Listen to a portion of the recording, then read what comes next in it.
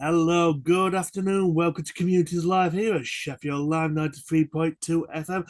Chris and Ellie here, and we have Chris and Ben Blaine. Good afternoon. Hello, sir. Hello. So, thank you for joining me today. How are you? Yeah, very good, thank you. Yeah, very good indeed. Yeah. Good. Good to hear. So, I'm going to ask you, tell us a bit about yourself. Give us a bit of background. So we're filmmaking brothers. We've been making films for far too long, ever since we were at school together, arsing around with a camera I bought for animation, and that Ben dragged me into doing live action with. So yeah, we made short films, music videos, feature film. We've directed TV, but we just love making stuff. So this one that we're talking about today is a short that we just really wanted to make. I've got to ask you, who are your main influences? And also, if there was anybody that you could work with in the near future, who would it be and why? Good questions. Oh, those are good questions.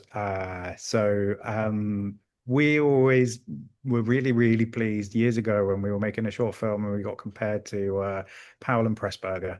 And that to us was like the highest praise, basically. So yeah, a combination between them and the Coen brothers, I guess, really is kind of our usual sort of style of filmmaking. Like we're usually trying to talk about something bigger, but we've always got a sense of humor. Yeah, Um, the Pal and Pressburger, the team behind the Red Shoes and Peeping Tom and the Life and Death of Colonel Blimp. So they're kind of very kind of classic British cinema, but not the sort of British cinema that people tend to think of. They are quite fantastical, quite surreal, quite bold. Yeah, amazing filmmakers who I think sort of slightly fallen out of the mainstream a bit, even though at the time they were absolutely the mainstream. Yeah, yeah. Um, And then so people that we want to work with. I mean, there's a definite hit list of people that we're aiming for fairly soon, and you kind of we always have to do there's a weird superstition in filmmaking where you're not allowed to tell anybody who it is that you're actually asking to try and be in your film, just in case they say no. I'm not entirely sure how that works. I don't know if it is as accurate as magpies are, but yeah. That's always a worry. Yeah, I think it's also as much as if they say no, then the person who does agree needs to think that they were the first person.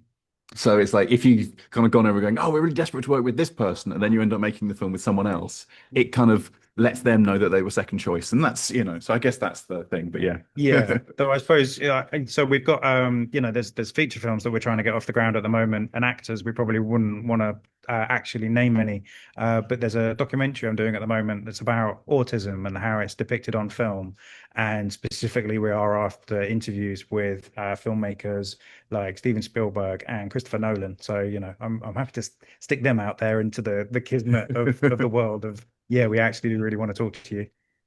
So, well, watch this space, ladies and gentlemen, because who knows who might be listening to this interview. Hopefully, some of the actors and directors that you want to work with. Yeah, Fingers Yeah. crossed. yeah. And I've got to ask you, what was the first film or TV program that captured your imagination and thought, gosh, I really want to become a film director or TV director? Wow. I mean, yeah, I don't know about the thing that like the thing that first, sort of blew my mind was Doctor Who, but I think I mainly wanted to be Doctor Who rather than Yeah, and I was Robin Hood and always wanted to be Robin Hood. But yeah, I think Who Framed Roger Rabbit was a big one. yeah. Going and seeing that in the cinema, and that combination of live action and animation was amazing, and is something that we've done quite a bit of in our own work as well.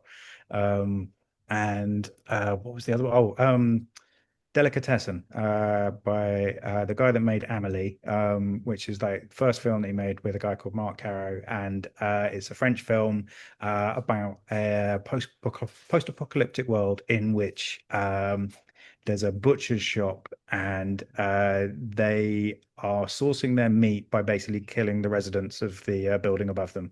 And somebody new moves in and doesn't know that he's the next one for the chop.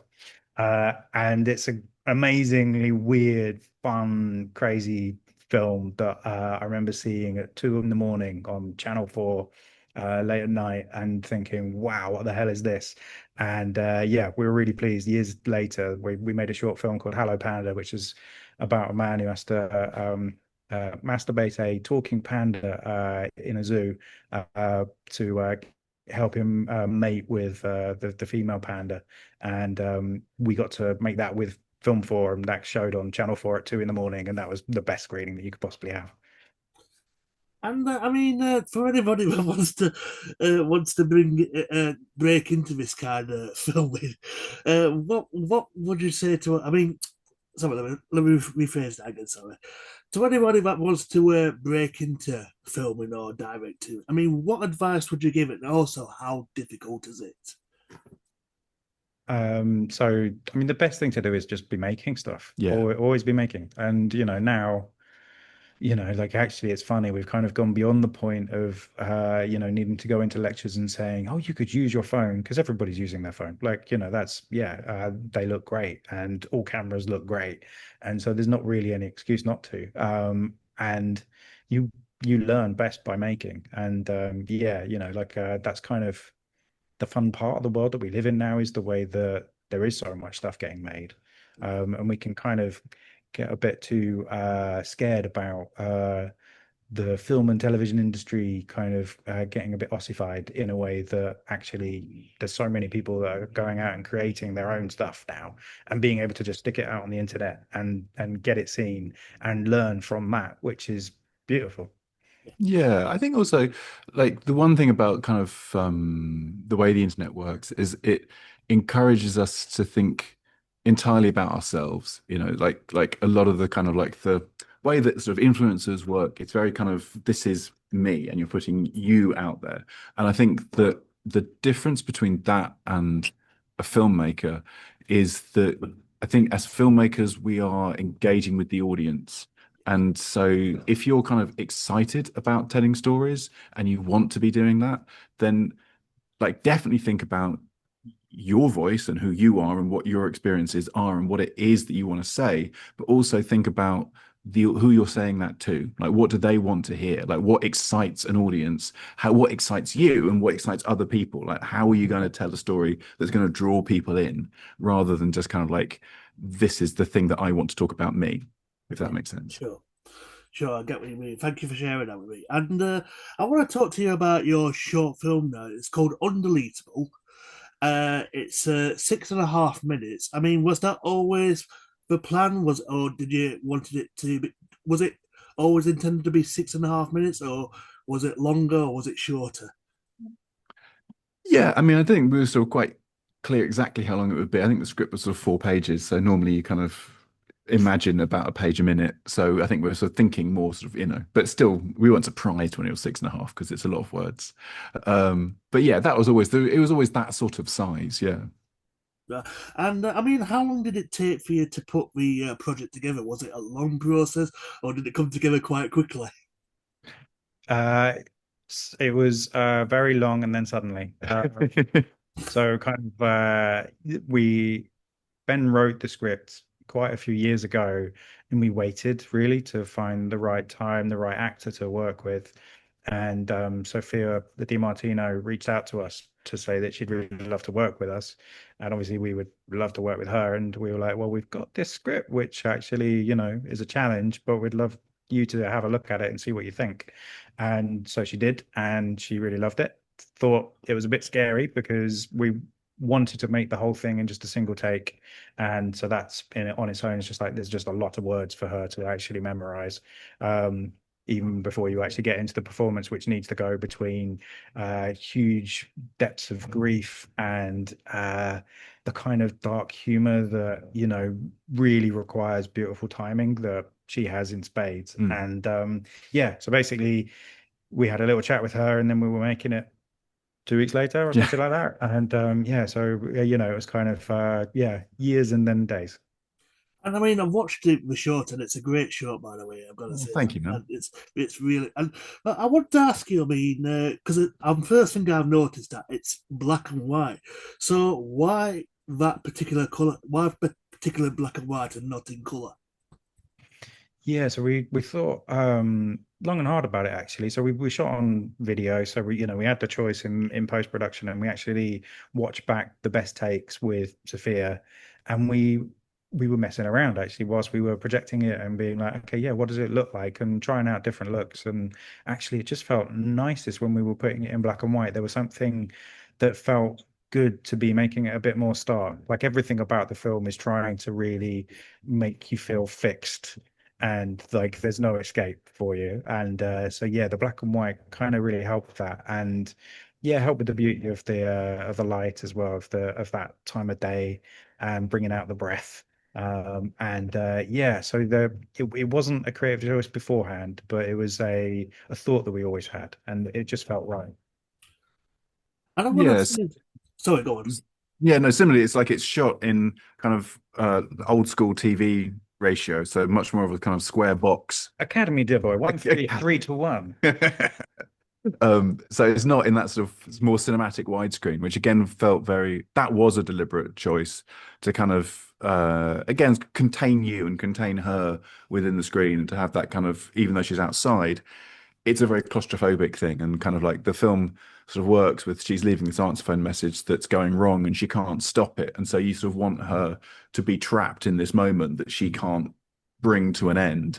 And yeah, I think the black and white again sort of seems to add to that sense of containment, doesn't it? Yeah, yeah, I mean, because a lot of films don't actually use black and white anymore. They more go towards colour now, and it like you say, it gives it a bit more drama to it. I think, Yeah. and I mean, and to say about it's a 6.5 minute feature film, short film, should I say? It's actually got more drama than what a lot of feature films actually have in my case, and it is such a powerful piece, Thank and I've got to say, I mean, a lot of big budget films, some of them don't even do that. yeah. It was always, like genuinely the first, as soon as I read the script that Ben had written, I was like, I really want to make sure we do the best by this, that we don't just rush it out and try and, just knock it together, because it really felt like it was doing something special, and there was something in trying to do it all in the one and make that feel like it's a really special thing for the actor to have to try and do. And the whole way through it felt like we were getting the best out of it, I think. Yeah. And I mean, I want to ask you as well. I mean, do you think there will be like? Do you think is this like a concept for possibly a feature film currently in the near future, or can you not say anything about that at the moment? So we're always writing about grief, especially, and about the deepest, darkest sort of feelings. Shame. There's a And lot of shame in storytelling, I think, yeah, so yeah, we're always writing about that, and we always have a sense of humor. So it sort of fits in very well with the kind of films that we're trying to get off the ground at the moment. But yeah, it's not a direct lead on to anything. Yeah, I don't think there's going to be the kind of the 90-minute version of the 6.5 minute film. But, yeah, it definitely feels like it's in our voice. And if it means we get to work with Sophia again, then that would make us both very, very happy. Yeah, absolutely. So, I mean, how can people get to see the film? And is it available on like social media channels, YouTube? Uh, Not oh, not yet. The people of Sheffield have just missed it. It played at the Spirit of Independence Festival On on Saturday. Saturday. Yeah. So hopefully many of your listeners will have be like, oh, yeah, I saw that. Yeah, great. But yeah, if not, it's playing in Bolton on Wednesday Hmm. And and and Saturday Saturday. So yeah, at the Bolton Film Festival. if you want to pop up the road to that, you can catch it there. But yeah, so for the minute, it's doing the sort of festival circuit, both in the UK and all around the world, actually. So you could come to Rouen if you want in November. That's a very nice location to watch it. Or Stone. No, no, I'm not allowed to say that one. Yep. Not allowed to say that. Oh. But that one. But yeah, and then hopefully kind of like it will probably be another couple of months of doing festivals, and then we will be able to put it online, Yeah. which we're very excited to do because then we can share it with everybody. So yeah.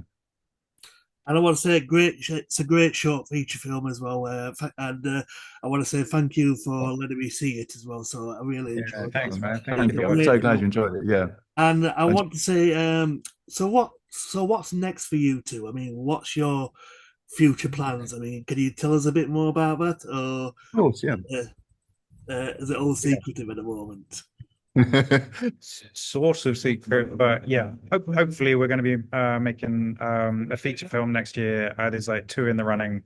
Hopefully one of them is the one that we're going to be getting going with. So we're just literally going out to actors with those at the moment to try and get our cast together. Yeah, and indeed on one of those, we're very much looking for equity finance. So if anyone there fancies putting a bit of money into a feature film, then they should get in touch. Yeah. And I mean, so how can people follow you on the social media? Do you have like X, formerly known as Twitter, Instagram, Facebook, that people can follow you on? I mean, we are technically still on X, formerly known as Twitter, but I don't think either of us look at it anymore because that place is such a sewer. So Yeah, but you can find us at blainebrothers.co.uk and on Instagram as the Blaine Brothers. yeah, those are the best ones. Yeah. Chris, Ben, it's been an absolute pleasure. Thank you very much for your time. My final question for you is, what would you like to say to our listeners who is currently listening right now? Well, hello, and yeah, we love Sheffield. It's a beautiful city. I've had many, many amazing times there, and yeah, can't wait to come back. Yeah, can't wait to come back to Sheffield. Chris, Ben, it's been an absolute pleasure. Thank you very much for your time. Oh, thank you, Thanks, mate. man. Take care. Have a good afternoon.